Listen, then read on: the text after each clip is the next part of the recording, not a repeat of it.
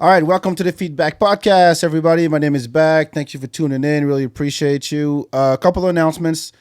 Actually, first, a big thank you.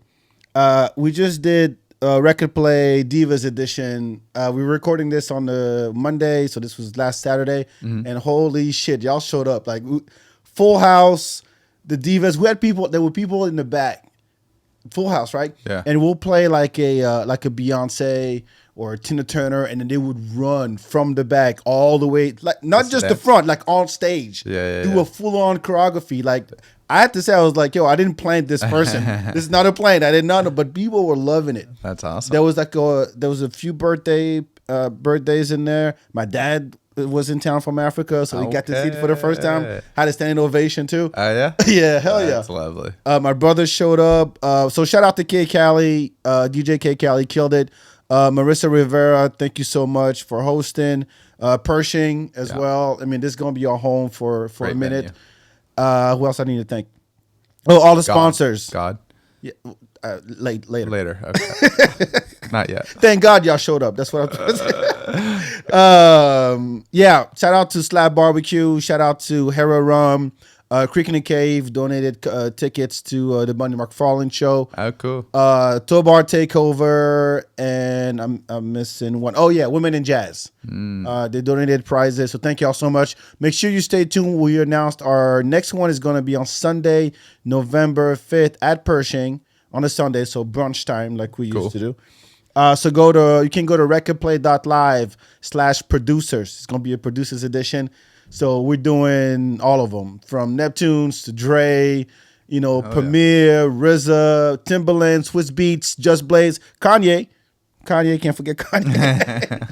But yeah, all the producers. I mean, it's hip hop 50th birthday this year, so it's been a lot of stuff about the artists and bringing out LL Cool J. Like, that's great. Yeah. But you gotta give it up to the producers. Yeah. So November 5th, Sunday, it's the weekend of Afrotech. Come on out, get your tickets now. I know it's 2 months from now, but we sell out. We always sell out, pack the house, and it's a good time. So recordplay.live/producers. Get your tickets, early bird tickets, or active all the way, actually through September. Okay. Yeah, you can get your early bird ticket. So go ahead and do that. Second, go to our YouTube channel. You can see all the faces of the people that I've been talking to. Hit that subscribe button. That helps me. I ain't got no Patreon. I ain't got no sponsors. I do this because I love it. I love to talk to interesting people because people are interesting. I'm fascinated by that. Everybody got a story to tell, and the Feedback Podcast is what it's about. So, go to youtube.com/thefeedbackbak. Hit that subscribe. Check out all the people that I've talked to. I've had Ashley Overton was on recently. We talked about phone culture. Gabe Davis was on. We talked about songs that need to retire. Let's see, Aaron Cheatham. Quick feedback. What was the song that he chose?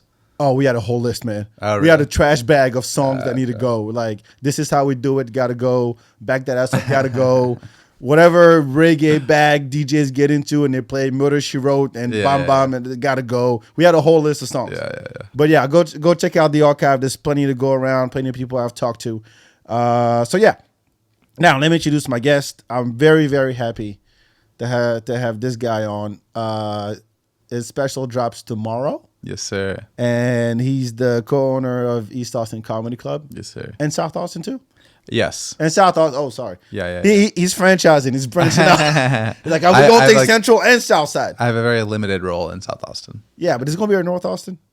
Not this far north. Maybe at some point. God, I'm South Pflugerville, man. Pflugerville. Yeah. Like the board, I can throw a rock and it lands in Austin. Yeah, I can't fit that on a billboard, dog. South Pflugerville Comedy Club. No, but congratulations on all the success. And I had the honor of doing East Austin this past Wednesday. Hell yeah. I had a blast doing it. And so, yeah, congratulations. We got Raza, Jafri in my house. How you doing, man? Hey, thank you, brother. I'm doing great. Thank you. I know you're busy. Yes, sir. So tell me about the special. Like, what's the... So the special we shot January, and it's taken about, like, what was it, 8 months now? 8 months to edit, just to figure out what looks right, what doesn't. You learn, because it's the first time I'm shooting a special, and I shot it at the club, and, you learn a lot in terms of, because like the whole time before the special, all you're worried about is, is your performance good? Right. Right. What does your 50 minutes or 40 minutes look like? What's the order? And then you're worried about, who's going to show up and how is that going to affect the energy of the room? You don't want, we shot it over 2 nights in 4 shows. One of the shows, there were just drunk hecklers in the Really? show. Yeah. Early or late? Late. Of course, late. Of course. Yeah. But luckily the first show went really good. But then the first show, we fucked up the sound. So we didn't fuck it up, but like it got slightly blown out. So even though the show was really good, the sound was. It was clipping or something? I don't know enough about sound. Okay. I just found out later after I'm like on cloud 9 because the first show crushed and I have 3 more to just figure out all the kinks. And then they're like, yo, the sound was overblown. Like how if you catch too much, it like hits the ceiling. It's called clipping. Oh, is it? Okay, gotcha. I just explained it the long way. And then the third show was decent, and then the fourth show, I just was the perfect ending. It was like I got a standing ovation. I've never gotten a standing ovation before. Nice. And it was just because I was relaxed because I was like, I already got everything I need, and I'll just be. And then so that relaxation like kind of emitted through all the jokes. I wasn't worried about it anymore. I'm always curious. So when you're shooting one, because I talked to Cheatham about it. Yeah. He shot it at Yeah. East Austin too. I was there for the first show, I think. Yeah, but the continuity part. Yeah, because he had to worry because he did it the first time, and then he took a hit from what's his name, the guitar player, the Jafri Eagleston. No, with the long hair. Anyway, Kiko. Yeah, he took he took a hit from Kiko's blunt and went on stage, and he was way more relaxed. But then he was like, "Oh shit! On this shot, I have the mic on my."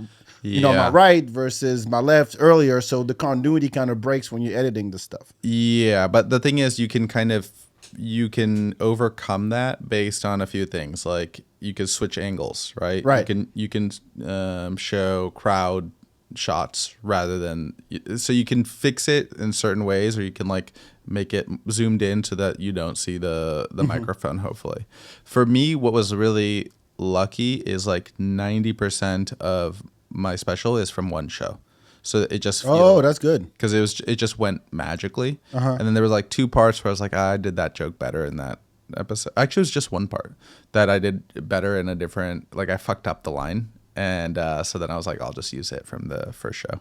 So nice. But then the first show, the sound was slightly blown off, so they had to do a lot of like audio editing to fix that. But it takes that long. Holy shit. Yeah, man, it's a lot of work, and also like. So this is something interesting I learned only after shooting a special, and I don't want to believe. I know we're supposed to be talking about. No, we should do shit for like 15 minutes. Okay, that's cool, fine. Cool. But like, you know how like when you shoot an album, like for music, right? There's a difference between a studio album and a live at Madison Square Garden. Right. There's a similar kind of quality to shooting comedy, right? Like, do you want to try to capture the energy of the room, or are you trying to get just the most precise joke, like perfectly worded as possible? And those are like 2 kind of directions you can go to. Either like, okay, crowd worky, like what is the vibe of the room, or is it like, hey, this is the joke that I have and this is how I'm presenting it. So like those are kind of 2 angles you can take. So that was fun to play around with. So I was listening to shout out to Amy Shanker. She just dropped her special as well. Unbelievable. She did the she did the halftime show. Oh really? At my show. At the Super Bowl? Yeah. No. Oh. The record play show last Saturday. Amy Shanker at the Super Bowl. No offense, but holy shit. Yeah. When they start having bad comedians. Super Bowl. Yeah. What is that? Who they play? Browns? Yeah, right. No, but I was listening to it and it's like, and I've listened to a bunch of albums before, like, Sean Patton's also had an audio one. And it's like you're listening to it, but you can almost picture, if you know the comedian, like, you can almost picture, okay, I can totally see how he would deliver that. Yeah. But then when you actually see it, it could be something totally different. So did you actually have, specific things you needed to hit? Make sure that, I'm doing this, so don't shoot the crowd kind of thing, because you have to have the visual Well, I mean, we had 3 cameras, so there was like, I have some act out. So like when I was filming it, I was like, hey, make sure you get this from this angle. So you just got to keep that in mind. I wasn't gonna do it just audio because I think so much is audio visual now. Even a podcast. Do you feel like more people watch your podcast audio wise? I have no idea. Oh, really? Apparently, I'm asking people to subscribe to my channel, so that tells you. I don't even promote it. But okay, when you watch a podcast, how do you watch it? Do you watch it audio or video? Video. Yeah, me too. Especially if they're going to show stuff. That's the only reason. Sure. Because a lot of podcasts now will say, "Oh, we're going to talk about this viral video, this interview, whatever," and they put it as a picture-in-picture in the video. So for that reason, I'll watch it. You need to watch it, yeah. Otherwise, I'm fine with audio. But really? Yeah, but I mean, we're turning to more like a visual society. I mean, look at fucking Instagram changed the algorithm. Yeah. So pictures are not even enough anymore. Yeah. At all. They don't even give a shit. Yeah. Like when I was promoting my record play, I had all these dope flyers with all the divas and everything. You got to somehow convert them into videos. Yeah. Like, no, it's Reels. Yeah. Reels is what it is. Or shorts on YouTube. Yeah. And I'm like, damn, another to do. Fuck, man, I'm old. I ain't got time for this shit. Yeah, then they'll change it again in 4 months. Yeah, exactly. Yeah, next thing you know is, they tried the IGTV. I don't think it worked out. Oh, right. Remember that? Yeah. It didn't work. Yeah. And so the long form video, I think is being more appreciated now because of podcasts. But we still want to consume it in short bursts, right? For my podcast, everything that works is short form. Yeah. I have 10 years of content. Yeah, you should start editing, Doug. Fuck. 10 years. You're 10 years behind. What does that tell you? How much I don't give a shit? Yeah. No, I mean, I got to hire somebody or something because I really have. If you want to, I ran into an old friend over the weekend, and he's like, yo, there's an Austin like archive museum or library or some shit. I had no idea. And he was telling me, he's like, yo, back you have basically Austin's history in podcast form. Because I've talked to so many people. I had talked to the mayor. I talked to people who run Mayor Kirk? No, the one before that. Previous? Okay. Yeah, Adler.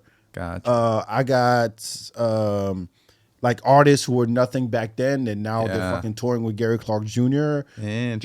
All these DJs, even comedians that I've had on, and I'm like, and it's like, yo, you should fucking have your stuff in the library, in like the Austin library. I'm like, that's cool. Yeah, I'm gonna look into that. Yeah. At least I get something to show for all the time and all the fucking equipment I bought over the years. Yes. I mean, shit. All the sound checks. Yeah. Well, yeah, I got to. It's a labor of love. Yeah. Yeah, I like to think of it that way. And my dad goes, "Where's the money? What you?" Now that's an immigrant thing. So the feedback thing I was doing, people thought I was doing it full time because I was out all the time. Yeah. Even though I had a full-time day job where I was a developer. Yeah. But the money I was making with that funded the parties I was doing and everything. Were you making money off the parties? Not a whole lot, but it wasn't about that. Yeah, it was about doing something. And then 2 years, 4 years, 5 years in, my dad's like, "So you're doing this feedback thing, but put the how immigrants think." Doug, nonstop. It's nonstop. It's like like unless there's money coming out of it, it's like, what the fuck are you doing with your life? I was so I didn't tell my dad I was doing this record play thing until he came here, and I've been doing it for 4 years. Yeah. And then he came for the first time this show. Yeah, that was it. So that was his first time. But you know how? What was his response? He said he had a great time. He said it was, but I think I had a talk with him beforehand. Yeah. Because it's like coming out as like homosexual. Is what you're like, hey, because you're gonna get the commentary. I do. You're gonna get the comments, right? Yeah. You're gonna get the. So why do you do it this way, or you should and what people are gonna think that you know what I'm talking about, right? No, I know for sure. I got Indian parents. Yes, people are gonna think. I'm like, fuck, here we go. Who cares what people think? Yeah, I mean, come on. And so it's like you live in Senegal. What do you give a shit what people think here? No, but it's such a. This is one of my pet peeves with like immigrant families is that they're still stuck in that they want to look good to the community kind 100%. Of thing. And now, was this one of your 3? No, no, no. Okay, cool. But This, it's a great R3, R3 is like what's only in America. Okay, But as gotcha. far as like immigrant parents, if you're an immigrant out there and you know exactly what we're talking about, it's like the pressure of, oh, you can't look our family look, you can't make our family Yeah. look bad. Yeah. Or it's not just you're representing the whole community, Yeah. you're representing your family. It's not just, Perception is very important. it's not just mom, dad, and the kids. It's the cousins, the uncles, Yeah. and all that. Everything Now, do reflects you have on- siblings? Yeah. And yeah, for sure. How many Africans. siblings do you have? Yeah. Yeah. How many siblings do you have? 4. 4. And then are they in creative? Are you the black sheep in the creative world, or are they also? No, but I'm the creative one. Sure. I'm the one who actually, So you probably got more heat than the rest of them. yeah. Yeah. And I'm the first son, you know how that goes. Ah, yeah. I mean, I don't. I'm the second. Ah, So shit. I have it much easier. Yeah. But this is the thing. My older brother, the first. So my parents moved here, and then so my older brother had a lot of pressure of like you gotta. You know, Was he born in? he was born there for 6 months and then moved here. Oh, okay. So, but, you know, It doesn't here matter, his you're whole still the life. first, right? Exactly. Yeah. And then they have like old world mentality. You know, my parents do. Not anymore. Now Yeah. they've been here for like 30 years or so, so they get it. And also, you can't control it. You know what I'm saying? You No. really can't control what your kids do. No, you can't. Yeah. You can't. Like, there's such a and growing up in France, Yeah. all the black people there are from Africa. Did you grow up? That's true everywhere, Doug. No, I know, but what I mean is they're Africans. Okay, gotcha. You know, like Yeah, they're yeah. just they were I born thought you were in just France. like, yeah, like you're not gonna believe this, but all the black people are from Africa. It's like, yeah, dude, I know. I No, know they, that. they could be from Louisiana. That's true here too. But it's I know what you mean. Yeah, it's yeah. like they were Direct They're African. born in Yeah, yeah, France. yeah. Their parents from Africa. They immigrated to France. Right. And there's a disconnect because they can't relate to their At all. parents. Yeah. But they also can't relate to French people. Yeah, yeah, So yeah. they have That's how- exactly. Exactly. How was it? How was it for you? Same thing. So like, you know, I have one world in my household. You know, Indian. We're eating food that nobody else knows about. You know, they don't understand. I can't even explain. I can't bring it to lunch, and then because it's just It fucking. smells. It's a mess and it smells. I'm Yes. already in a good way. In a good way. It But smells good, but also bad if it's if you not, never, if you're if not you're not used to hungry. it, Yeah, if you're yeah, not used yeah. to it, like what the fuck is So, that? and It's then- dirty, man. It's dirty. And so like so I have that world at home, and then I have a totally different world. You know, I'm American, you know, I speak English, I speak Urdu here. You know, there's Allah and there's God, there's Just pray 5 times. pray 5 take times. 5 shots. Take 5 shots. Exactly. All the different Oh man, it's a juggle. yeah, 100%. And you just grow up that way. Yeah. You're always able to like. You never mix the two.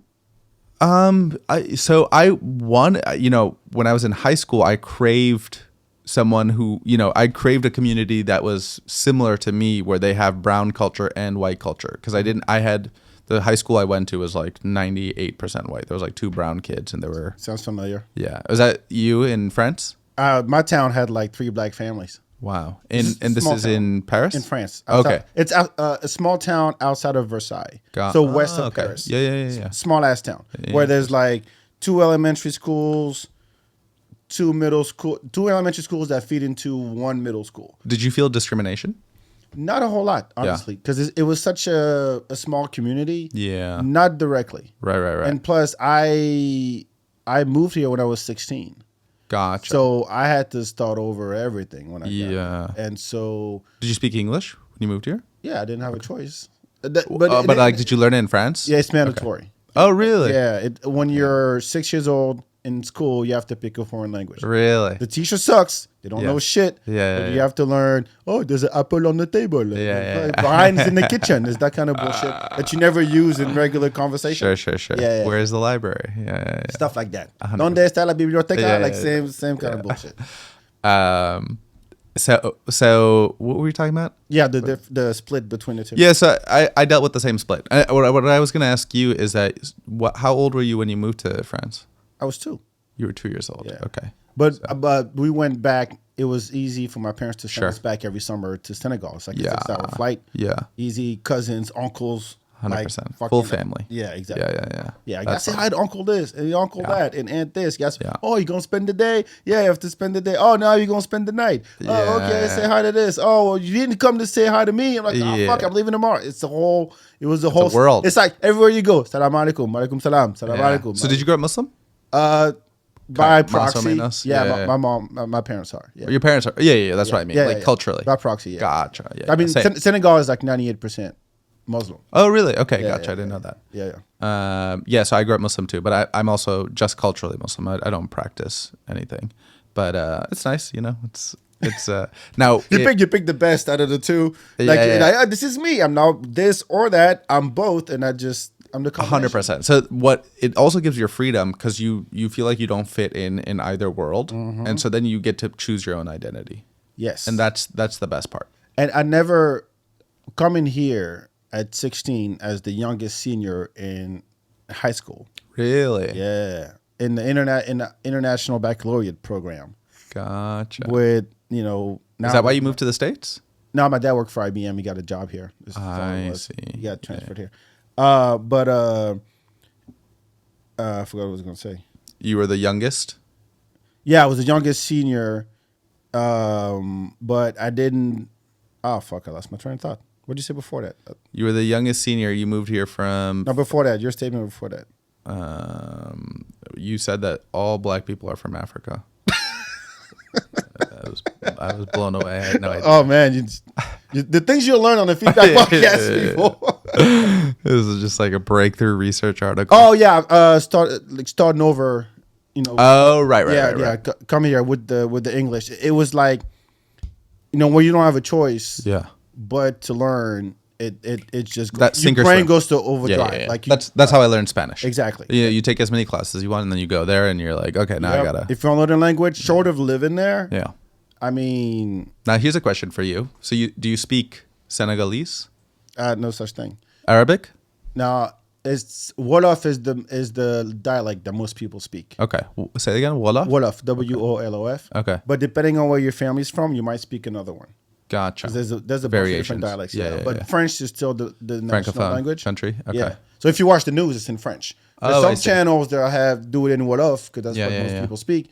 But for the most part, it's a combination of both. Gotcha. So there are words in French that don't exist in Wolof, so you just say them in French. I see. Yeah. That's the same thing with Urdu. Yeah. That's interesting. So do you speak Wolof? Yeah. Okay. So you speak Wolof, you speak French, and you speak English. And then a little bit of Japanese. Oh, interesting. I'm an anime fan, dude. Since I was 2 years old. That's funny. I can watch it without subtitles and know what's going on. Really? It's the same shit. Like I tell people all the time, and if you've heard this before, fast forward into our next segment. But to learn a language, if you watch cartoons, it's easy. It's the fast way to learn because it's one is for kids, so it's slower. It's a lot of small. There's not long monologues. Right. And it's a lot of repetition, so a lot of words come back over and over again, and context. Because you visually see what they're doing when they're saying something, right? And so you pick that up. Sure. And if you know another language already, picking up another one is easy. Yeah. My son is bilingual in French. He's 5 years old. He doesn't speak to me in English at all. And we have full-on conversations. That's perfect. And so now he has the ability to acquire knowledge that's like in multiple, triple your regular American kid. Yeah, my kid 100%. Is better than your kid. This is true. One is like you are a different person in a different language. Yeah. Your mind is different. Yep. Your personality is different. It's like like schizophrenia where you have different personalities. That's exactly that. You're a different guy. And how would you describe the difference between who you are? Well, I wanted to, before we go into that. This is your podcast now. I'm sorry. I'll come on yours. We can dive deep into this. But go ahead, ask me. I was going to say, do you have a favorite language? What really appeals to you? I can't answer that. No. It's weird because naturally I can go both ways. It's a constant mind switch. Yeah. And it's like sometimes words come faster in French, sometimes they come faster in English. Like I count in French. Or Wolof? Wolof not as much because I didn't grow up in it. Gotcha. I can speak it. I can understand it if they speak slowly. Yeah. But, it's really it's two sides of the brains. Right. Two sides of the brain. Do you think one's more poetic? No. No. People, you would assume French is. I mean, yeah, people say it's like the romance languages. I have a joke about it that I'm working on. Oh, yeah? It's like when people think French is no. You land in Paris and you say bonjour and you go, what's ça va la forme ou quoi? Yeah. You're like, that was not sexy at all, man. That was not romantic. I'm getting the fuck out of here. Yeah, it's dangerous. It's also, because the French I grew up with it's like saying New York English versus Texas English. Texas English is it has a twang to it. It's slower. It goes up and down. New York English is in your face. Yeah, Paris is the same way. Gotcha. So that's what I grew up on. Yeah. But I can make it sexy. Sure. If I want to. I can turn the sexy mode on. Like, yeah, je vais te niquer ce soir. On va I can do all that stuff. Croissant. But otherwise, just like in your decision. face. Yeah. Gotcha. So, I mean, I don't have a preference. It's more of a mind juggle than anything else. So, all right, we're going to get into our main topic of the show. Let's do it. Yeah, as immigrants. Well, you were born here. I came here, but I think because you've been exposed to it and you've traveled, I would assume, we want to talk about things that only exist in America. Mm-hmm. You know, there's a lot of, people come here and they expect, they want to fit in, but they're like, oh, wait, there's this thing that these motherfuckers do. Like, I can't, it's too much. Yeah. It's overall, the overall sense of America to me is always everything is bigger, everything is more convenient, everything is faster, everything is flashier, everything's more expensive. So you already have that allure. Yeah. But aside from that, there are little things that you observe and you go, oh yeah, that would never fly back home. Yeah. Like we don't have, maybe we have it, but it's not on the scale that America has it. Sure. All right. So do you want to start? Yeah. So the first one that I thought of immediately was the relationship to the service industry. Oh, good one. Good one. Yes, please go ahead. So weird in the United States. One, it's like tipping is just such an odd, because tipping is a weird feature, right? Yeah. It's because it's not just tipping; it's also like taxes. When you buy something here, it's never the price that it fucking says it is. That threw me for a loop. Yeah, it's like, okay, it's $7. It was like $7.99, and then it's like 15% tax. Why is that? Why are you not including that in the? Oh, when they do advertising and they go, it's only $9.99. I'm like, no, it's not. Yeah, it is not $9.99. Blatant lie. It's like $12.07. Some bullshit like that. Exactly. If I could show up with a $10 bill, I won't have enough money. 100%. Yeah. Good one. And then the kind of offshoot to that is that when you think of tipping, it's such a weird responsibility that like the service industry here gets paid less than minimum wage, and then they rely on tips. So then the customer has this weird guilt that they have to tip, where it's like, why isn't the restaurant paying them just the normal amount that they're supposed to get paid? And then because it just creates because now it's one thing if it's at the restaurant, right? Like now I'm used to tipping at a restaurant. It's like, it just makes sense. But now it feels like everywhere wants a fucking tip. Everybody. The valet at the hotel, got to tip them. Yeah. The person, if you're, I don't know if they have this in some airports, when somebody like helps you with your luggage. Yeah. Same concierge thing. person. Yep, everybody. Yeah. You got to tip the but they can't ask. That's the thing. Asking for a tip in any kind of service is a shitty move. Right. So it's expected. Or they just like linger. They just stand there. Yeah. They wait for you to give them something. 100%. So it just creates this weird tension between if you don't know whether you're supposed to tip. Yep. Because it's not just one place. Like, hey, when you go to restaurants, you have to tip the waiter. Okay.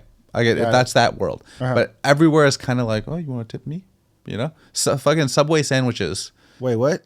Subway sandwiches. Subway. The restaurant, fast food place. Yeah, the sandwich artiste motherfucker needs money. Yeah. They ask for tips now. That's new. Yeah, because it's like, why not? But I think it's a from the customer perspective. Yeah, it's kind of a power trip.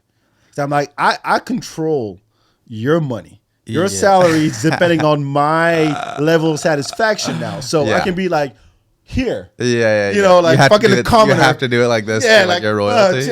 Like I don't care about you. Like this is so you have to literally short of licking my boots. You know, you're my slave. I think it probably descended from that, you know, free person and slave in the United States, and it's probably tips came from that. I heard that somewhere, but I don't know. That makes sense. That makes perfect sense. I mean, and you're not, and the thing is, because in other countries it's included. Is it like that in India? Yeah. In France, it's the same thing. Yeah. And so the service you get at a restaurant in France is shitty. Yeah, they're getting paid regardless. 100%. And there's like a 100% markup on the price to begin with. So they don't give a fuck. Yeah. So by the time if you take an American person, you put them in a French restaurant, and they wait 20 minutes for the waiter to show up. Yeah. You don't get the bitch because they know what they're doing. There's nothing. Yeah, there's nothing to bitch about. Yeah, there's nothing you can change. But take a French person, you bring them over here. Yeah. And they're like, wait, hold on, I gotta pay you more. Yeah, they're mad. They don't know. Yeah, but what's also interesting is though, like when you go to somewhere like France and they're not relying on your tip, there's more self-respect. It feels like in the wait staff. You know what I'm saying? Because it's not depending on. They're not like beholden to you for tip money. You know what I'm saying? Yeah. So they're their own person.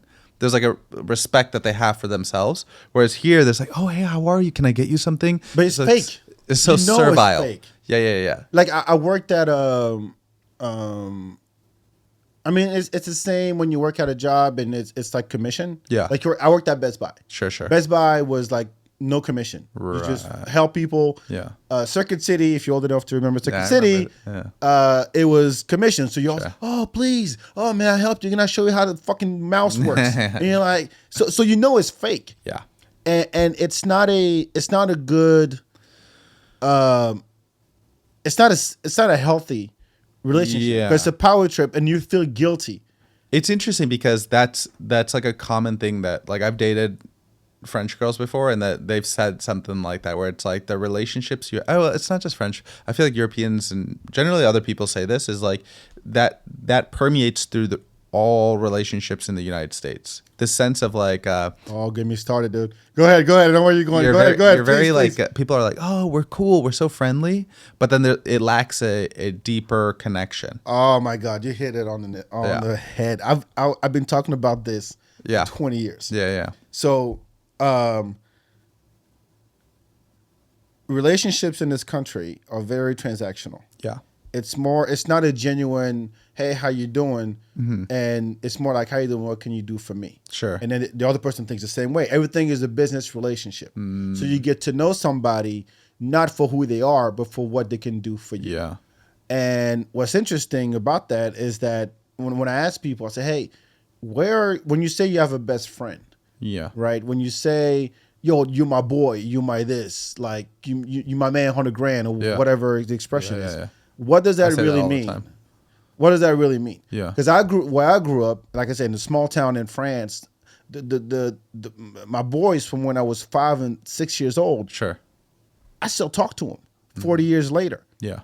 I mean, I'm not that old, but I'm saying, like, I would still talk. Yeah. So when I ask people, who are your friends? Like, do you remember where are they?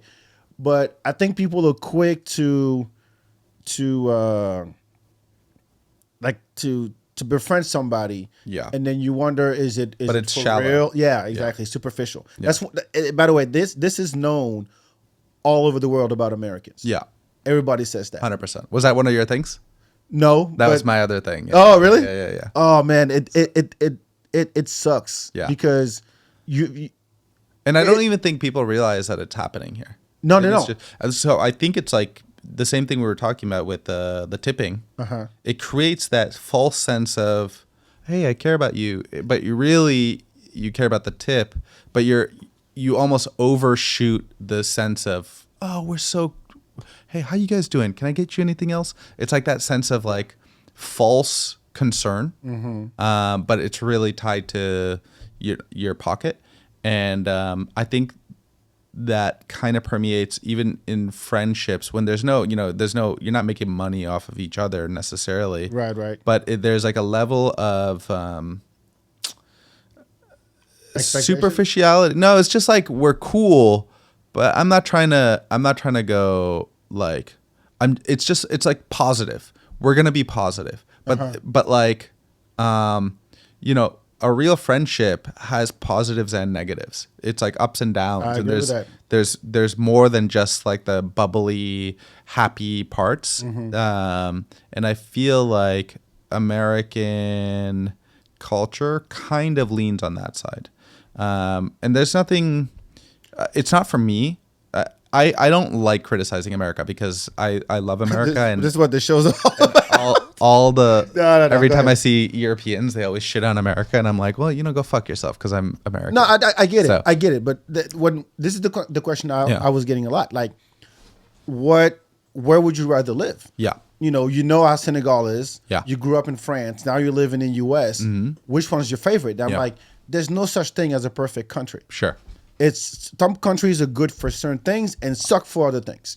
There's a reason why people come here. Yeah. The American dream, start at a gas station, end up CEO, all that, and that has value. I'm all for it. I mean, I'm here. Shit, Yeah. I'm trying to build. We're all trying to build something. Yeah. So I'm just saying that I don't think there's anything wrong if you put in the right or wrong dichotomy. Yeah. To put a mirror in front of a society and be like, hey, careful about this. Yeah, Or yeah. if you're not aware of this, Sure, you sure. should be. So Yeah. whether you correct it on your own Yeah. or not, but just being aware of it alone Yeah. is one step further than most people. 100%. You see what I mean? Yeah, I totally agree with that. And it's, I had when I came here, when people ask me, hey, where you from? yeah. I'm like, that's a tough question for me.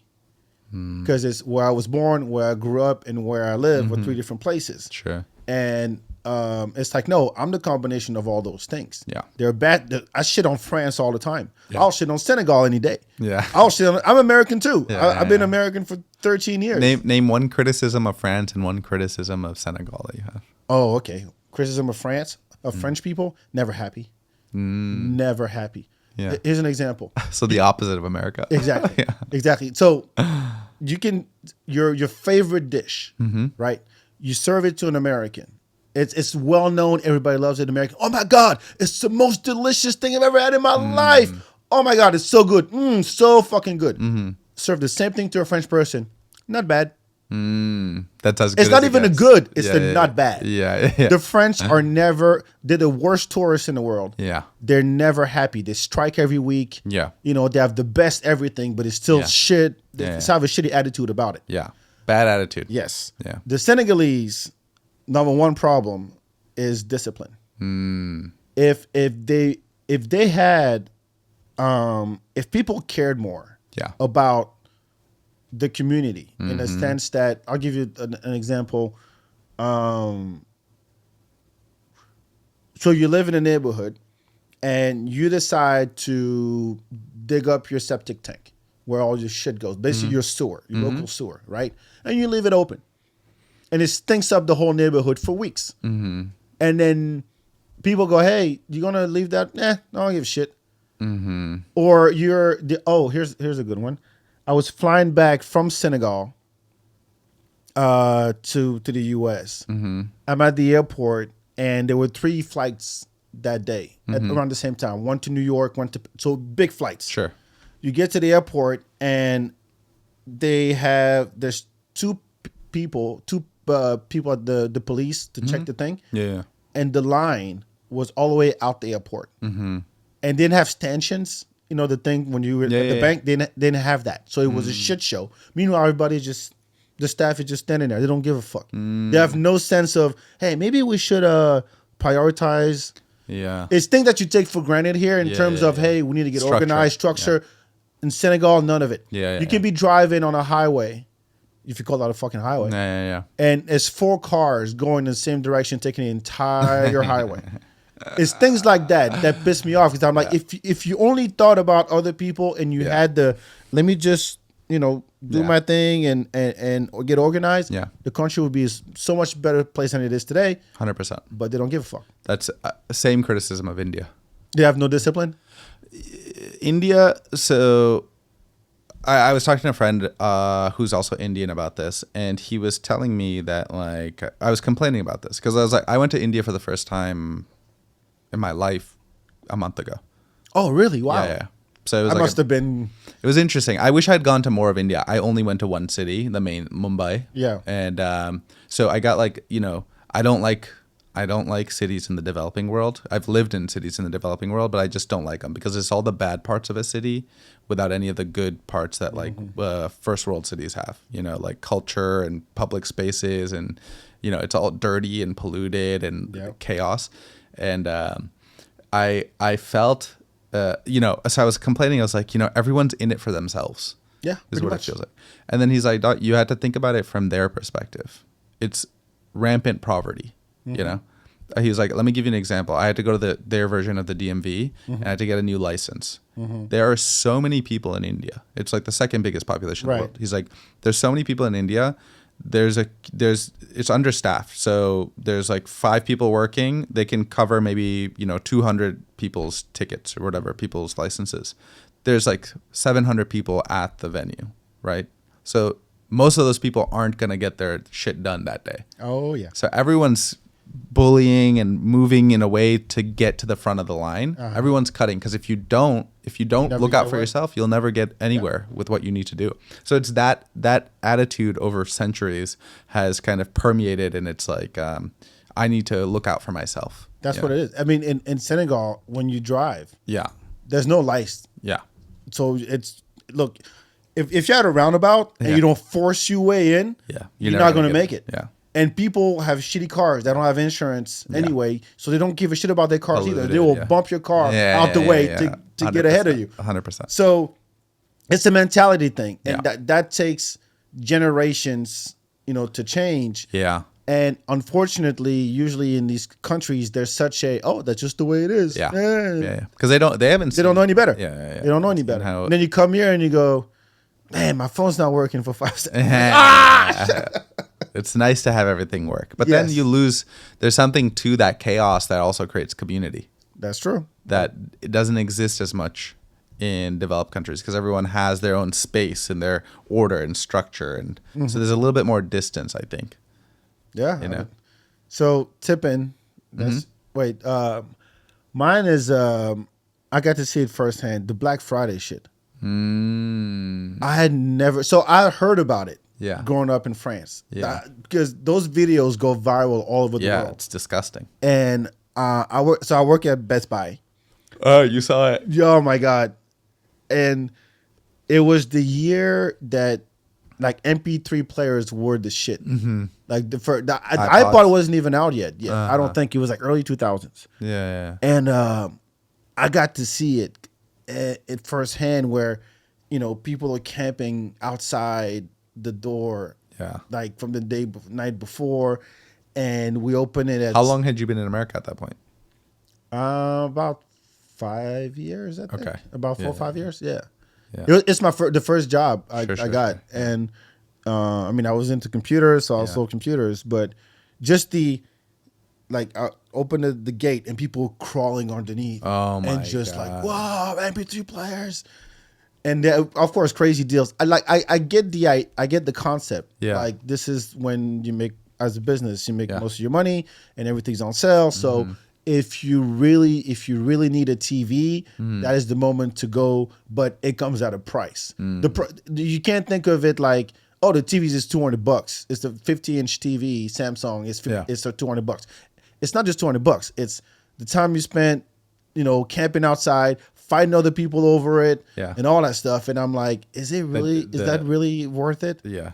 I mean, I'd rather, and maybe that's just me. The cost is your humanity. Exactly. Yeah. Exactly. I mean, you see videos turn into a fucking animal. When the Elmo doll came out. There's videos of that, like moms just fucking punching each other. Embarrassing. And I'm like, wow. Yeah, animals. But the funniest thing I saw that year is the people who roll in at 3 p.m. Y'all got any more? I got more than $200 Dude, there's TVs. blood on the floor. I mean, what do you what the mean? fuck wrong 4 with you? people died. These demos. Wait. I laugh so hard, That's man. Like, funny. what the fuck? Yeah. No, that's the phenomenon. It's nowhere else, Yeah. and it starts earlier. Is it not spreading? It is. Yeah. It is actually. What's funny is everything that happens in the U.S. Yeah. Give it 6 months to a year, it's going to go in Europe. Yeah. That was my other thing. Yes, everything, Yeah. everything. As much as the French hate Americans, They behave they like that. love the culture. Yeah. They eat that shit up. You know why it is? Because American culture appeals to the lowest common denominator. It works. The most like base human things. Yeah. Those people fighting like animals are just, it's like, Yeah, we're all animals. Remember yeah, that? yeah. Yeah, you might eat your fancy wine and all, but you're an animal deep inside. You're gonna fight. And then that lets you Yep. behave like that. So that's what I feel like why American culture is also so viral is because it's so base. Yeah. No, well, hold on. Not that's all too of strong. it. That's too strong of a word. Yeah, That's too strong. yeah. It's not that it's base. It's that I think it's the scale of it. Because you're talking about, what, 350 million people? Yeah. So you have such as big as this country is, Yeah. you still have a really big, like if you think of it like a bell curve, Yeah. most people are in the middle. Sure. You know what I mean? Most Right. people are just, I don't want to use the word basic, but like, hey, you get up, you go to work, Yeah. come home, eat, take a shit, go to bed, take care of your kids, blah, blah, blah. And that's like that's it. It doesn't go past that. But when you start thinking about, oh, what am I doing in my life? Yeah. What am I doing with my kids, my family, my community, where I can either change things or maybe have some impact? Sure. That's a different mindset. Yeah. Does that make sense? Yeah. 100%. That's when you get the people on the Tail ends. Exactly. Yeah. They're the loudest ones, Yeah. but they're not necessarily the majority. Sure. So, I get that. Yeah. Animals, I swear to God. So I mean, when they start putting out their Black Friday deals in freaking October, Yeah. This is too much. it's. I mean, the level of I gotta buy shit. Yeah. Well, so this is, I think it's tied. It feels all tied kind of. Because like in my head, the reason American culture tends to appeal to the lowest common denominator is because it's so commerce driven. Yeah. What will people buy? Well, if you just give them like the basic things, like, the crack version of Pet rock. What's that? A pet rock. A pet rock, if you give them like high sugar food and high fat, high sodium, whatever sells this product. Yeah. Let's just make it the most, attention grabbing thing, then people will buy it. So then you're appealing to people's base desires all the time because you're trying to sell things to people all the time. Yeah. And so then it's a kind of a race to the bottom of like, okay, the loudest, the flashiest, the biggest, all of those things tend to magnify because you're chasing, all these products are chasing for the same dollar that the customer makes sense. That makes has. perfect sense. I mean, and then of course today with the amount of data they collect, it's like they know everything about you. Yeah. When years ago when I found out that there's a strategy Yeah. in where products are placed on the shelves at the Yeah. grocery store. 100%. Yeah. Like the cereal boxes are at kid level, and even though you have like an infinite number of them, like the design of the box, and Yeah. like wow, that's It's but at the same time, you glorify the idea of owning shit. Mm-hmm. Like it's glorified. Think of it. It could be in the music. It could be in the movies. Yeah. It could be on TV, and it's like, oh yeah, I'm on this planet to that's the source of collect meaning. the shit. Yeah. And that's what sets me apart. That's what brings me up the social ladder. Yeah. This is what makes me look good. This is what makes me feel good about myself. And then you get there and you realize, maybe I didn't need all this shit. Maybe because the richest people are not the happiest. Yeah. The people who own the most shit are not necessarily the happiest. Is what I'm Sure. trying to get at. Yeah. I totally agree with that. Yeah. I mean, I think it's like, I don't know what it is about American culture, but it does glorify or fetishize commerce as the solution to everything. You know, which is like which is why it's so prolific and it goes everywhere. I mean, And it works. It works. It makes money. That's why it spreads too. You know, but the thing is, whatever you know, I agree with you in terms of the French are cunty, generally speaking. Oh, they are. Yeah, but like, what I do like about the French is that their sense of culture is very strong, and you know, I like their appreciation for art and literature and This is my next one. But you have another one? I think I covered, what was it? It was tipping. It was the way American culture spreads. Right. So everything American becomes the world, Yep. but the world is not American. Exactly. And so when Americans go outside of America, they expect the world to know who they are, you know? Yo, you know me, Oh, yeah. right? Yeah. But then when the world comes here, you speak a different language. Like, what the fuck? They what are don't you know. doing? America doesn't know anything. On average, Americans don't know anything about the rest of the world. Oh, they don't need to. Yeah. That's the thing. Like if you're, and I'll get back to your, what you said about the culture. But, America's so big, and that's just the way it is. Yeah. That in Europe, if you want to ski, you can't be in England. Yeah. You got to go somewhere else. Yeah. Right. If you want to see the beach, Yeah. ain't no beach in Germany. Yeah. Or you're gonna freeze to death. Yeah. So you go down to Spain. You go down, and it's Yeah. a whole other thing. Yeah. When I got here, people were like, "Oh, I'm going to Dallas. I'll be back tonight." I'm like, if I said that in France, I'd be in another country already. Yeah. But that's just the way. That's just geography. Uh-huh. But because there's no need to get outside, Yeah. you have everything you need right here. Insular. Exactly. So when people come here and they want to, did you feel like a need to educate Americans about certain things outside?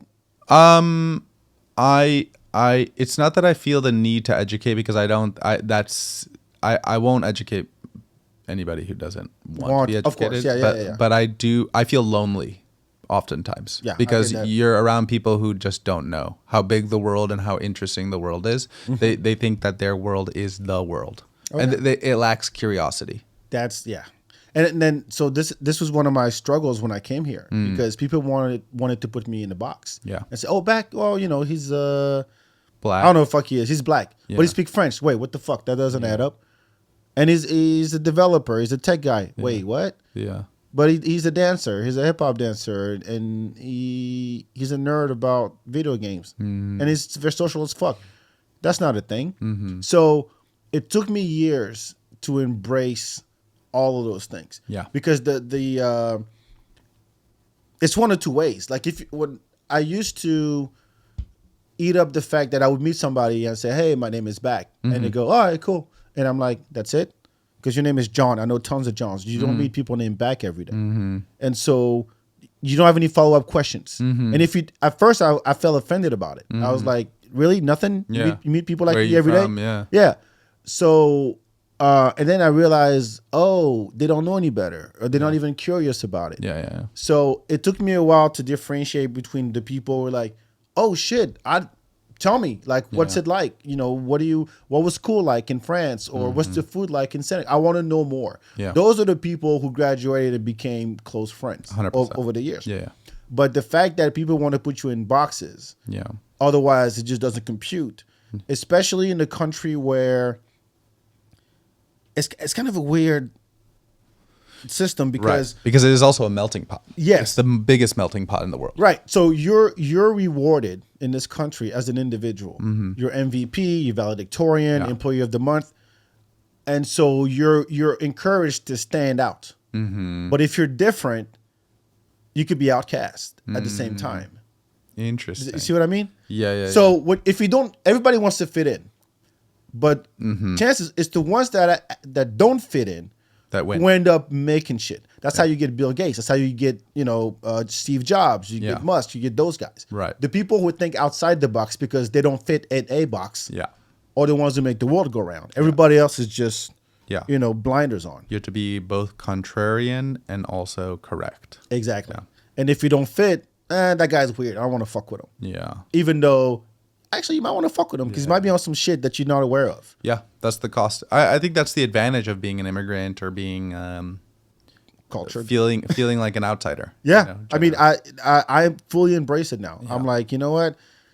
But in the beginning, it's very painful. It seriously, it was you rough. feel like no, especially when people were saying, "Yo, back, you my boy." I'm like, "Oh, hold on, what? yeah, I don't know your last name." yeah. So that was it. And I went to, I did 1 year in high school. I came straight as a senior. yeah. I didn't have time to make friends because I had to study my ass off Sure. and graduate. And I was the first in Texas to graduate with the bilingual international diploma. Yeah. 1999, best of the century. Anyway, now I'm dating myself. But yeah, I mean, it took me a while. So when I went to college, and I was like, oh, now there's gonna be people from all over the place, right? Yeah. Not really. Yeah. And especially Where'd you go to college? Southwestern in Georgetown for 2 years. Oh, okay. Which is not a lot of black people. Yeah. And I was like, everybody's John, David, Michael, and Jason, and Brandon. And I'm here, hey, I'm back. And they go, oh, that's cool. Yeah. But it's cool because we want to associate with you because you're the weird one. Yeah. You're the one that don't fit. So it's a good look. Every fraternity wanted me to pledge because I would be, we got the French-speaking black guy who dances like Michael Jackson. Yeah. And I was like, fuck you. I don't want to join any. I'm me. I'm standing by myself. Yeah. And then when I go to UT, which is a freaking city with people from all over the world, you realize that everybody from the same background hang out with each other.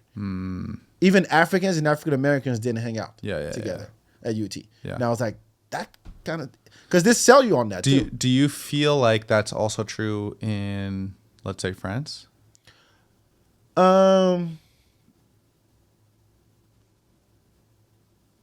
Yeah, no, I don't think so. Yeah. Because the relationships go deeper. Yeah. In France, at least for my generation. I don't know now with social media and all that, but for my generation, relationships actually mean something. Yeah. To where there is a, I mean, I'll give you an example. They make tons of movies, comedies in France about the group of kids that grew up together. And now they're adults, they're married with kids, and they go to the country and rent a house on vacation. And all the dirt from when they were kids comes out. And but it is a concept of, yo, when I say you my boy, like it means something. Yeah, it's like a you know what I mean? Thing. I talked to my friends. They're like, "What'd you do last summer?" Like, "Yo, remember this person, that dude, that girl?" Yeah, they have 3 kids. They have we went on vacation. The kids got to play with each other. It was dope, and we do this every year. Yeah, I'd never heard of this here. Yeah, it is more because it's an individualistic society. So people are more, if you think of it like atoms, like when in very cold environments, things turn into a solid, like water turns into a solid. It just means H2O particles are like very close together. Whereas at a water, they're moving around more. And gas, when it boils away, they're moving out. Water vapor just moves very fast and far apart. So the bonds are weaker. So like I feel like in American, I think that societies have different forms, whether it's gas, liquid, or solid, where some are very collectivist, very rigid, very close, but also that the cost of that is rigidity. You know, if you're surrounded by the people you were surrounded your whole life, if you're not happy or if you want to pursue something, you're more kind of held back by the people because they're like, that's a good point. You know what I'm saying? Yeah, that's a good point. So like maybe Japanese culture is an example of that, where it's like you're very, don't stick out at all, otherwise there's punishment involved.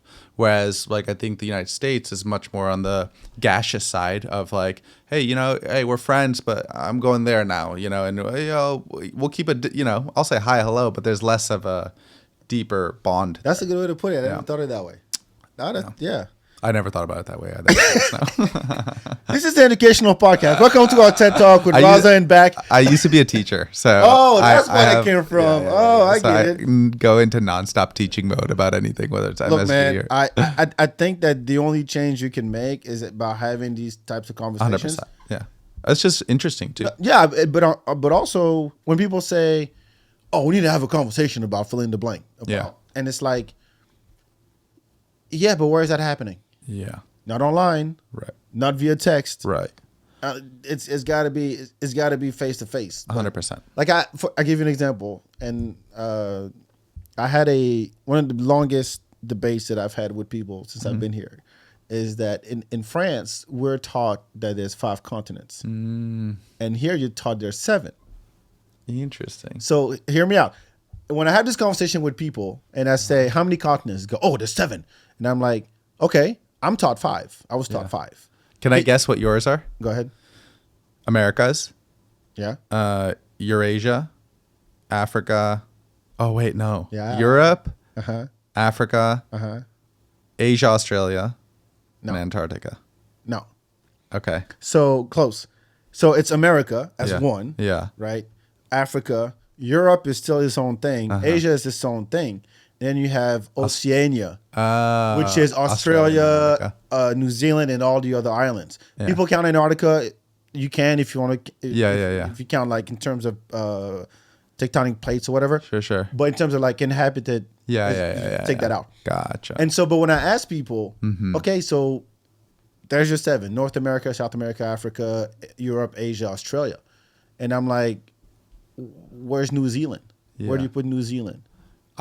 Is New Zealand? I think it's the Australian continent. Is it, or is it Asia? I don't know. No, that's the thing. Yeah. It's like, again, I'm not saying you're wrong. Yeah. I'm not saying you're taught wrong. Sure. It's just if you're taught that way, understand why it is that way. Uh-huh. If you tell me, oh well, we only consider we say Australia, but we mean all the other islands around because really it's the same Sure. plate underneath or some shit. I don't know. But when I ask questions about it, you can't shit on me for asking questions. Right. So when I say, well, how many rings to the Olympic flag? And they go 5. And I go, well, what do you think the rings are for? It's for the 5 continents. Ah. That is a fact. Really? But they represent it that way. And so, or I say things like, you have, America doesn't have a flag as a continent. Africa doesn't have a flag as a continent. Europe has one, but it's an economic thing, EU. right? Asia doesn't have one. Why would Australia have a flag as a continent and as a country? And they go, what, fucking French? I'm like, no, whoa. I'm not trying to insult you. I'm just asking questions. I'm just French. I'm not trying to insult you. I'm just French. Yeah, this is just me. That should be a t-shirt. If every time I pause, you think in your head I said fucking American, then that's on you. But I'm just trying to talk here. That's what I'm trying to do. But yeah, it's this arrogance. It's one thing if you say, yeah, America number 1. Blah, blah. Yeah. Sure. Factually, it is true. But understand that it is far from perfect. Yeah. And then when who had this? There was a comedian who had a joke about it. In order to form a more perfect union, that's the Constitution, right? And it's like there's no such thing as more perfect. Either you're perfect or you're not. Yeah. Oh, it was Robert Wool from Assume the Position on HBO. If you Really? watch that, No. yeah, that shit is great. It's good? Yo, it's like Who are your favorite comics, if you don't mind me asking? Patrice? Yeah. Patrice, of course. Is the man. I put Patrice. I put Burr. I put Rock. I put Carlin. I put Patrice, Carlin, Burr, Rock, and the rest. Yeah. Okay. Really? Yeah, the Interesting. rest. Gotcha. Because I love what I loved about Carlin was all the language stuff he did. To me, like if you wanna capture Very much a poet. Yeah. Yeah. If you want to capture the mentality of a society, of a country, analyze the language, the words they use. Like we were saying earlier, when people say "you my boy," you my man, $100,000. Yeah. Know what that means. Yeah. And when people throw the word "I love you" like they're feeding pigeons, I fell for it because I thought when people say that, they actually mean like you saying that for real. In French, there's not 25 ways to say it. And when you say "je t'aime," it means I love you. t'aime. Like, but if you say je t'aime bien, that means I like you. Yeah. You know what I mean? So different languages have different ways to express, of course, things. But if you think about how people use it and that's why Carlin did very well. Yeah. He had a whole bit about, football versus baseball. Baseball, you come home, and football, you're touchdown. It's like a whole thing. I'm like, I love that kind of analysis. Yeah. Because it says a lot. Yeah. The thing about what's a house? A house is where you put your stuff. Yeah. And from that turned into like a 5-minute bit about, but when you go on vacation, you have to pack your stuff in a little suitcase, of a subset of your stuff, to go into another place to put stuff. And then while you're there, you buy more stuff. Yeah. And then you put that stuff in your stuff. And then now you got to go to a friend's house. Like, fuck, I got to take the stuff I had from my house and my vacation home into little stuff again. Yeah. It's a whole thing. Wow. I love that kind of comedy. That was Carlin? Yeah, that's Carlin. That makes you think, oh, okay. About life. Yes. Yeah. It says a lot about a society and a country. Yeah. So that's interesting. Do you listen to French comedians? yeah, of course. Yeah. Of course. How do you have like an idea of like how they're different versus? Yeah, I can tell you. Yeah. I mean, it's so I just had this conversation on Jordan's podcast. Oh yeah. Jordan and McDonald. Yeah, Jordan and Daniel West. Oh yeah. Two niggas in the pod. Yeah. I did that one. So stand up as we know it in America is fairly recent in France. Sure. As an I art form. performed in France, in Paris. Oh, okay. Yeah. But like the thing is, I grew up watching comics, Sure. comedians. So, Yeah. but the format was either sketch Yeah. or one man show kind of Sure. thing. Think what John Leguizamo did, right? That kind of stuff. And then what happened? There was this one comedian. He was on TV. He was doing sketch. His name is Jamel Debbouze. And he opened a comedy, like really the first comedy club as we know it here in Paris. And it turned What's into it called? Jamel Comedy Club. Okay. Is it in a basement? I think so. I've never been there. It's like okay. it's like a little small intimate Gotcha. theater. It's Yeah. it may be 3 times the size of East Austin. Yeah. It's not that big. A friend of mine took me to a comedy club there. I don't know if I think there's more now, so it might be. But he's like, this one is like the biggest one.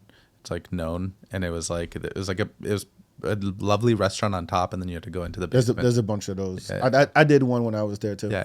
But and so you basically had classes like class of 4 or 5 or whatever, generations of comedians who went through that comedy club who are now movie stars, kind of like here. Yeah. And so over the years, more and more French comedians started, I'm going to do stand-up like Americans do. Set up punchlines, storytelling, whatever the format may be.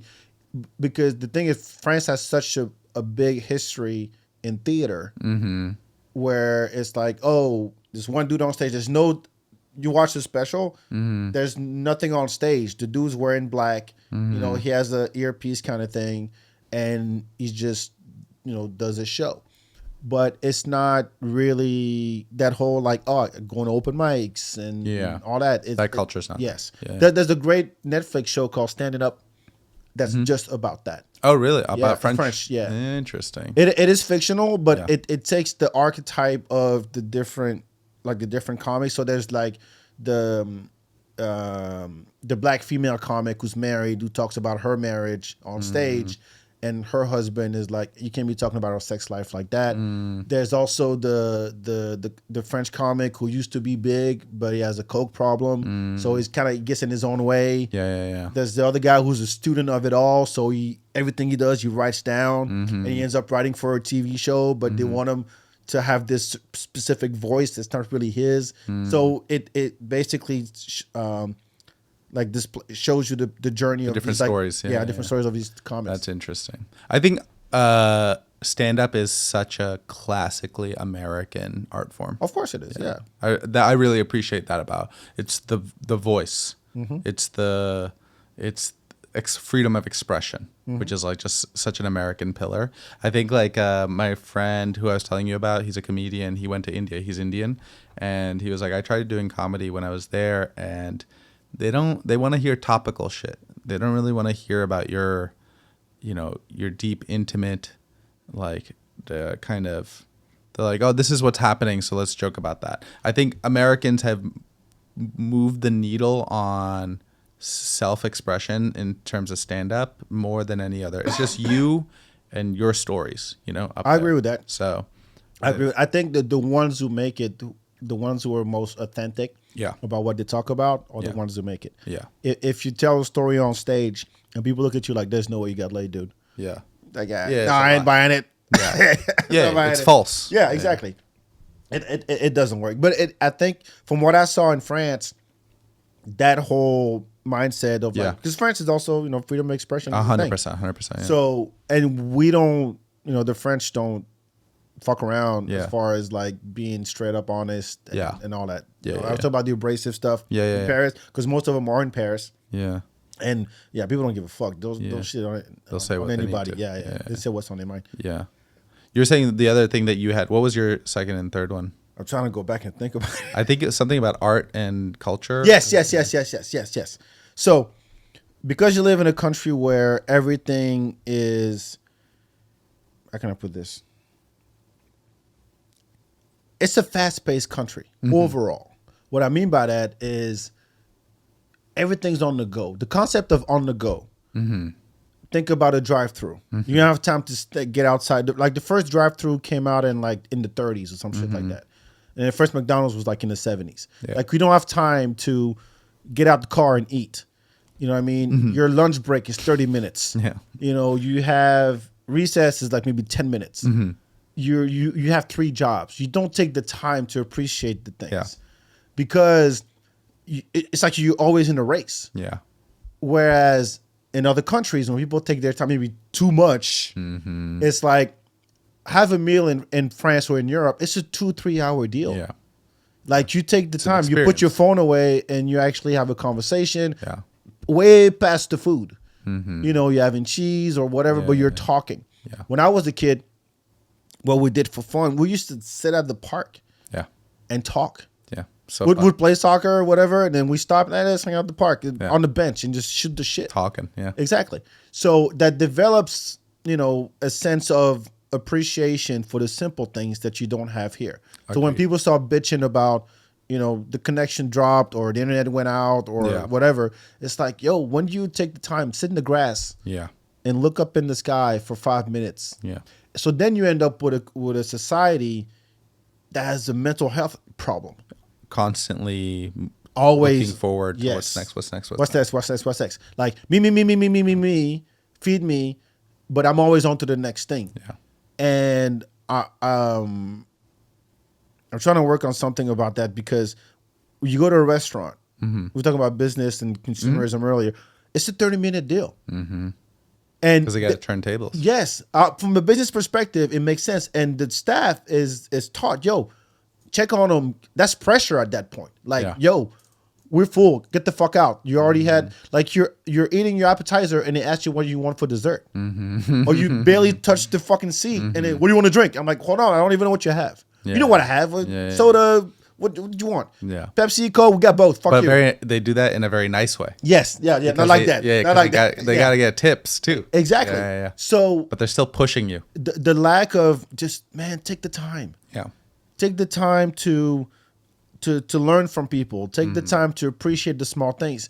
And it's true that mentally, I mean, what helps? I mean, it helps me is that it's good to have something to look forward to. Like you get up in the morning, like, oh, tonight I'm recording this podcast. I'm looking forward to it. Cool. So yeah, let me get my shit done. Right. So I can enjoy this more. So I'm not constantly thinking of other things. I can actually be in it. 100%. You know what I mean? But I think that you're such on a It's such an interesting balance. I totally agree with what you're saying because this is for sure, it reduces or degrades the quality of having a dinner or the experience of having a life dinner. period. Agreed. And at the same time, what it also does is it allows these people who are ambitious to really, I think that's why America is full of just so many billionaires, so many people who are mega successful, is because they can move so fast, and they're like, so that culture of like more produces more. That's true. And so, but then at the cost of the day to day. So like, I think about this all the time because I identify way more without sounding cunty. I mean, you're European, so I ahead, totally go get it. ahead. I identify with a European lifestyle way more. You know what I'm saying? Yeah. I like the slowness. I like the thoughtfulness and long dinners and friends and family and all of that. But at the same time, for my career, You gotta grind. if I want to do well in my career, I got to be here. There's no way I'm not going to be around the type of people who are also, motivated and hustling in the same way if I'm living in fucking Berlin. No, I'm totally with you. Yeah. I mean, and there's levels to this. So maybe Europe is like middle ground because there's still entrepreneurship and everything. And then you go to third world countries where people just don't give a shit. Yeah. And you can't get shit done. Yeah. If you want to run errands, it's 2 a day. Yeah. Morning, afternoon. That's it. They're like, you can't be too like, nah. But I think to me, it's more of a like make the time kind of thing. Yeah. Especially when you're dealing with, I mean, whether you like it or not, a sick country where because you're on the go, you don't eat right, you don't exercise. Yeah. You're depressed and yeah. I'm not saying it doesn't exist in other countries. I'm saying that the definitely scale more of here. it all Yeah. is like, yo, take the time. Yeah. Like even if it means, and to my next point, because everything's got to be big, because everything got to be planned and logistics and all of that, it's a lot to take on. But if you kind of dial it down to something very simple, like call a friend and say, yo, let's kick it at the house. Oh, let's go have a cup of coffee. Yeah. Oh, wait, hold on. Who's driving? What time are we going to get there? I got this other thing I got to go to. I'm like, no. Yeah. Relax. We're just going to go have a cup of coffee. That's it. Yeah. You know what I mean? Just a hang. But everything got to be, that struck me a lot when I got here because, like I said, I was used to sitting on the bench and talking. But when you try to make plans with people, it's like, you got to schedule them in like their CEO. it's like, okay, who's driving? What time we're going to get there? Who's going to be there? How much is it? I'm like, are you coming or not? Yeah. Why are you overthinking this? Yeah. It doesn't have to be a birthday level, bachelor party level type of thing here. Yeah. I just want to see your face. Yeah, I just want to talk. Yeah. I just want to see your face. Yeah. So what are we doing? And so that creates isolation here too. Exactly. Because then you're like, and I was going through it recently actually because I came to realize that, if you don't call people or if you don't reach out, they don't reach back. And sometimes even when you do, they don't necessarily reach back either because they're busy. Like you're texting somebody back and forth and then it just drops off. Yeah. And you don't hear from them for 2 weeks. Yeah. And they respond to the text from 2 weeks ago. Yeah. You see that kind of, wait, hold on. I was having a genuine, Sure. trying to talk here. Yeah. And this is, okay, now I know. Yeah. But to be fair, I'm that person. I know tons of people like that. So bad at I've come texting. to learn. But this is the thing is like, for me, I think I'm bad at that because I'm more present. That's fine. When I'm here, then I'm here and I'm watching. Yeah. But like when I text messages, because also it's like so many people are, there's no, it's just like, it just kind of, there's so many people that you have to respond to all the time. I'm just like, I'd rather just have like that's fine. There's no off time. I get that. When you're bombarded with shit, I respect that. Yeah. And if the counterbalance to that is that, whoever I'm with, I'm with them. My phone is over here. Yeah. Then by all means. 100%. But I think that if people just slow down every once in a while. Yeah. And just appreciated things for what they are. I'm like, when's the last time you just fucking, I'm going to take a nap. Yeah. I don't care how busy you are. Everybody got 5 jobs, plus projects, plus family obligations, plus work obligations. But it's like, man, I'm gonna have a jerk off session. I'm gonna light up a candle. I'm gonna project it on my big screen TV, and I'm gonna do this. That's and I'm the gonna French feel way good. to do it. Yeah, alleviate the stress. Fuck yeah, I release the demon. Yes, sir. So I mean, it's simple things like that. I think that go way further, and that will maybe keep people from shooting up schools or killing each other. I think the biggest thing is like, I don't know. I used to say that like traveling would help. But like, I also feel like now traveling it's not traveling, it's more tourism, which is like the world has become Disney World.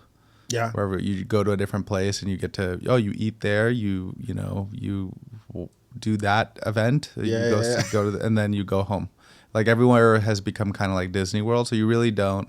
The country that you travel to is at your service rather than you have to like learn to be in that country. And on top of that, when you ask them, so how you like to travel? Oh, I love to get into the local. Yeah. I'm like, no, you don't. No, you don't. You ain't got time for that. If you tell me you went to Italy for a week or you didn't do shit. Yeah. So I think short of that, because I mean, it's not everybody. Not everybody can buy a plane ticket to go to Spain. Right. I get it. And Europe is closer. Fine, that's just the way it is. But at least if you're the curious type, like I was saying earlier, get to know people who are not like you. Yeah.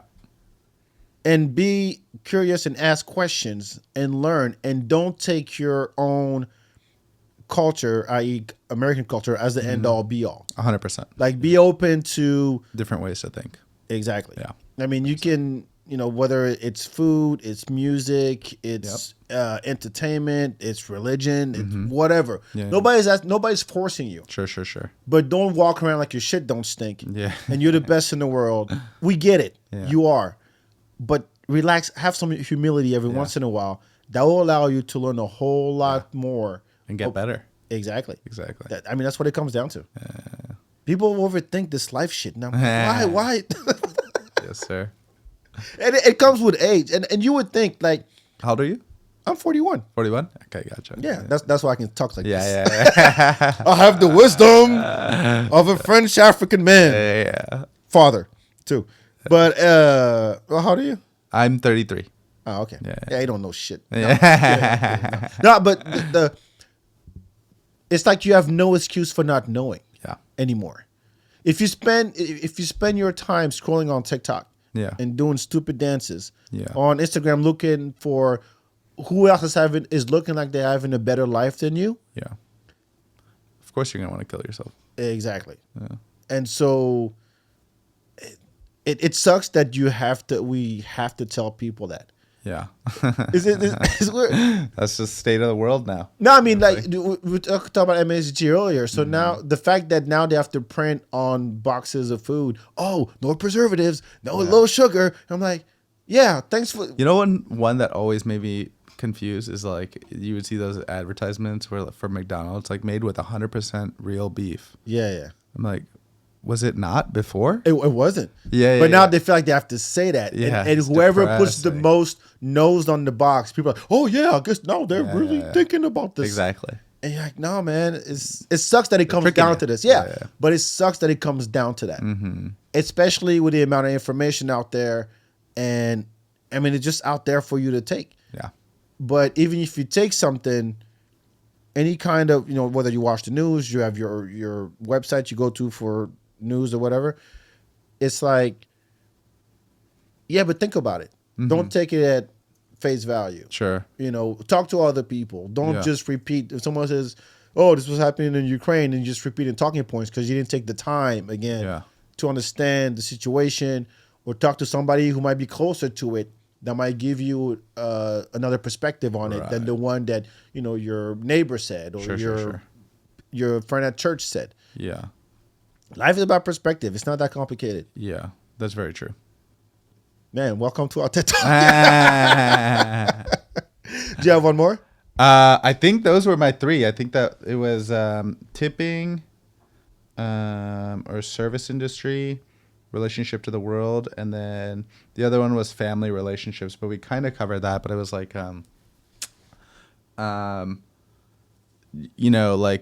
it's kind of what you were saying about when you go back to Senegal and you have this big family and you're like, oh, you got to go there. You got to go there. I think America has a very nuclear structure in terms of family. Yes. And way less kind of, it's what you said earlier, which is like, there's we weren't even talking about it yet. We were talking about your dad coming here and they're like, what will people think?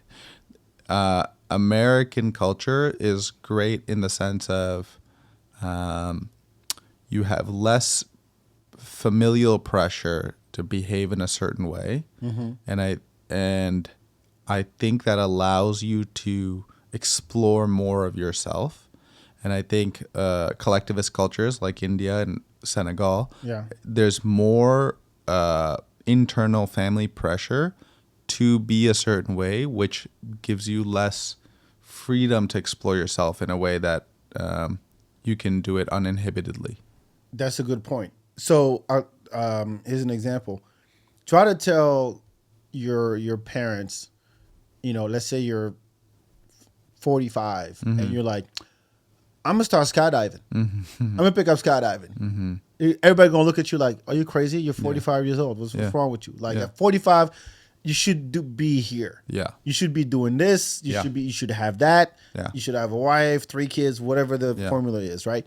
But in this country, it's like, yeah, sure. Yeah. Go ahead. That's your life. You're not 90 years old. You have your license to be a professional skydiver. Go for it. Yeah, that's beautiful. No, trust me.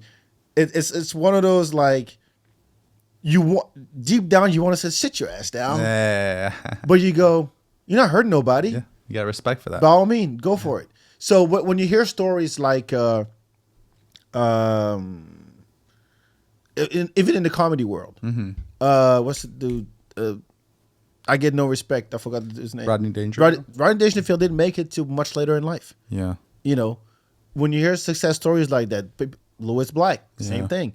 A lot of actors, same thing. Like Samuel L. Jackson was not Samuel L. Jackson at age 30. Really? No, I mean it was later for him. So the idea of reinventing yourself is really proper to this country. Yeah.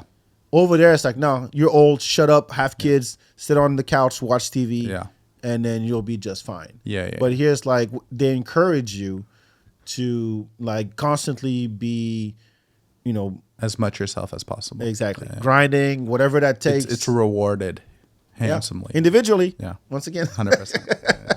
That's a good one. I like that one. It's interesting because I feel like all the things we talked about are all kind of tied together. That's America. Yeah. That is America. I mean, you consume, you try to make it as much as you can. And it's a grind. Yeah. You don't take time to appreciate friendships. You don't take time to appreciate simple things in life. And then you end up with some problems, but at the same time, you feel like, the more you have means the more you are. Yeah. And that's what defines you. And anything outside of that sounds foreign to you. You're not necessarily willing to accept it. Yeah. But in order to accept it, you either travel if you have the means, or you try to associate with people who have the experience. In which case, you got to be in a constant learning state. Otherwise, the fuck you doing with life? Yeah.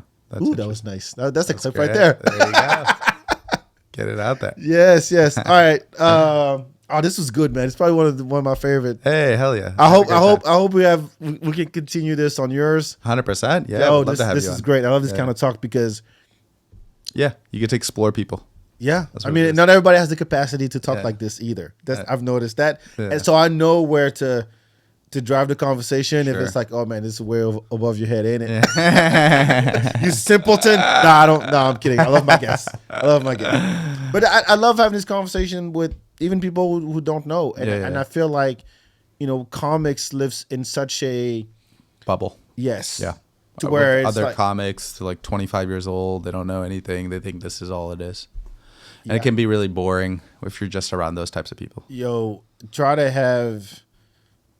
I've talked to comics and I'm like, so what else you're into? Yeah. I'm glad when I called you, like, oh, do this literature, architecture. I'm like, holy shit, dude! How much time do I got? But other people are, just do comedy, man. I'm like, no, come on, man. You had a life before that. You had some hobbies. You can't tell me that you live. This is the only thing. Yeah. No way. You need a backup plan eventually, but that's even if it's not a backup plan. Even like you become a better comic by having other interests. Yeah, because they inform your comedy. And one-dimensional people are boring as fuck. Yeah, 100%. One-track minds, I can't stand it. Mm-hmm. Anyway, where can people find you? All that good stuff. I think the main place they can find me is Instagram, which is Razadots, RAZADOTS, and that's where I post podcast clips of my podcast, which is Super Deluxe, and also the special stuff will all be there too. What's the name of the special? A Few Funny Ideas. Oh, interesting. Yeah. How'd you get that? Because that's what it was. Well, I'm sure it wasn't. I'm sure that's what I was just like, so I was like, I want to shoot a special. what do I want? What do I have? And it's my first special, so it's just like all the stuff I've been working on for like the last 5-6 years now. And so, Oh wow, okay. so it's like it was collecting them, and there's like figuring out what the theme is. But really, the theme is these are the funny things that I first came up with. Is like so my first 5 years of doing comedy. So. This is your I don't have the word for that in English. Bilan. See, You don't have that in English. What is that? Like it's like you go through a process and then you do like a recap. Oh, this is what I've done for the past. I got blah, like blah, a blah. summarization almost. Yeah, so like they say that for presidents. Yeah. So at the end of their mandates, they go, okay, this is the bilan, which is let's do a recap or let's do a retrospective. Gotcha. Yeah, this That's is the where I've product been. manager in you coming out. Yeah, I don't like it. I don't like my work bleeding into my podcast. Anyway, for myself, follow the Feedback BAK and Record Play Live. Again, the next Record Play is on Sunday, November 5th at Pershing, the Producers Edition. We'll have a link to your special. Congratulations on that. I'm really happy Thank you, for brother. you. Thanks for having me. And yeah, go check out the special. Yeah. Check out. I mean, man, you got It's funny. people are dropping dope shit. I make fun of a lot of races in it. So if you like this culture stuff, Yes. If you enjoyed this podcast or not, go see it anyway. Yeah, if you hated this podcast, check it out. Look, I'm going to learn some shit. He has some funny ideas. He wants to share. So go check it out. All right. Thank you so much, Raza, for Thank you, coming. Doggy. Appreciate you. This is great. Talk to you next time. Ciao, ciao. Thank you, brother. That was so much fun.